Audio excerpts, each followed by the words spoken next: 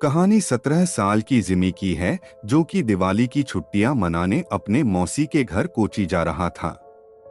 Jimmy का परिवार उसके मौसी के गांव में घुसा ही था कि जिमी को बहुत तेज प्यास लगी और उसके पापा ने साइड के एक दुकान पर गाड़ी रोक दी। तभी जिमी के पापा को कुछ लोगों की भीड़ दिखी। वह आसपास खड़े कुछ लोगों से पूछने लगे कि भीड़ क्यों लगी हुई है।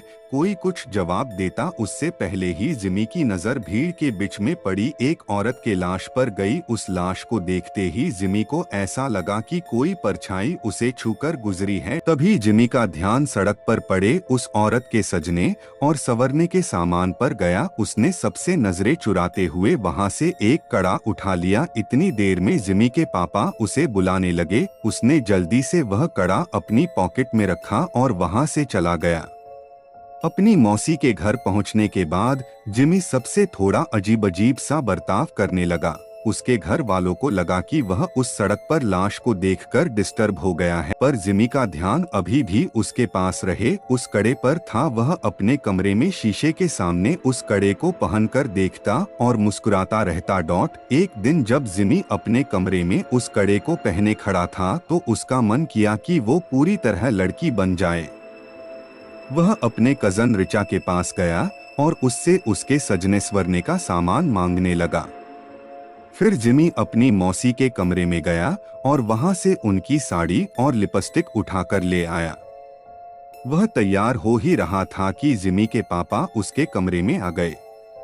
जिमी को देखते ही उसके पापा उसे खूब डांटने लगे। जिमी ने रोते हुए कहा कि वह लड़की बनना चाहता है। यह सुनकर उसके पापा बेहद गुस्से में आ गए और उसे बुरी तरह पीटने लगे और उसका कमरा बाहर से बंद करके चले गए। जिमी अपने कमरे में बैठकर जोर जोर से रोने लगा कि तभी अचानक उसे दीवार पर लड़की की एक परछाई नजर आई और धीरे धीरे वह परछाई उसकी तरफ आने लगी।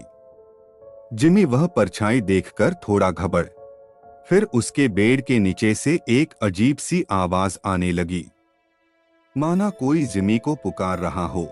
जिमी ने जैसे ही बेड के नीचे देखा तो वहां उसी औरत की लाश पड़ी थी जो उस दिन जिमी को सड़क पर दिखी थी। वह दिखने में बहुत डरावनी लग रही थी। वह औरत उसकी ओर रेंगते हुए आई और जिमी में समा गई। जिमी वही बेहोश हो गया। अगले दिन से जिमी अजीब तरह से बर्ताव करने लगा। वह अपनी मौसी की साड़ी पहने रहता, लड़कियों की तरह सजता और संवरता और सबसे बोलता कि अब से उसका नाम लक्ष्मी है।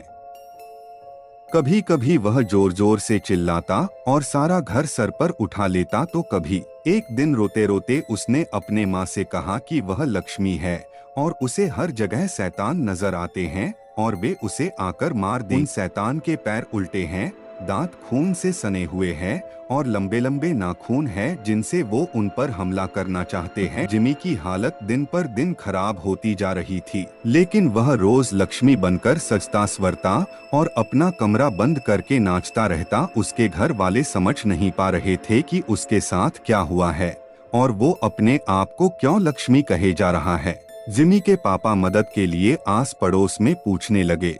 पता करने पर उन्हें मालूम पड़ा कि वह लाश जो उन्होंने उस दिन सड़क पर देखी थी वो किसी और की नहीं बल्कि जॉर्जस लक्ष्मी की थी। जॉर्जस एक लड़के से प्यार करता था और वह अपना नाम बदलकर लक्ष्मी भी इसीलिए रखा था। वे दोनों एक दूसरे से शादी करना चाहते थे, लेकिन जॉर्जस के घर वालों को यह मंजूर नहीं था। उनके लिए ऐसा करना एक बहुत बड़ा पाप था और गांव में हो रहे बदनामी की वजह से उन्होंने जॉर्जस यानी कि लक्ष्मी को सबके सामने मौत के घाट उतार दिया। यह बात सुनकर जिमी के पापा के रोंगटे हैं। जिमी के साथ अपने बर्ताव के लिए बहुत पछतावा हुआ। उन्हें समझ में आ गया था कि उनके बेटे जिमी के शरीर में जरूर लक्ष्मी की आत्मा घुस गई है। वह जल्दी से पूरी बात बताने के लिए घर के लिए निकले, लेकिन तब तक बहुत देर हो चुकी थी। जिमी उस दिन भी अपना कमरा बंद करके नाच रहा था कि तभी उसे लगा कि उसके दरवाजे पर शैतान उसे मारने आ गए हैं।